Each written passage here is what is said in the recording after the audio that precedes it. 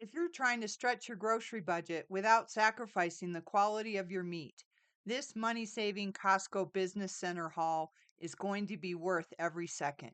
We just brought home pork belly, a mountain of hamburger, ribeye steaks, and tri tip roasts at prices that honestly shocked me. Stick around to see what we paid per pound, which cuts gave us the biggest savings, which ones weren't as great of a deal as they looked, and the one item that consistently saves me the most money in my freezer. By the end, you'll know exactly how much you can save on a haul just like this.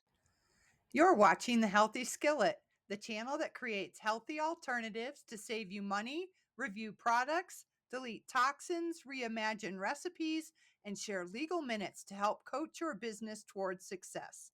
Thanks for watching.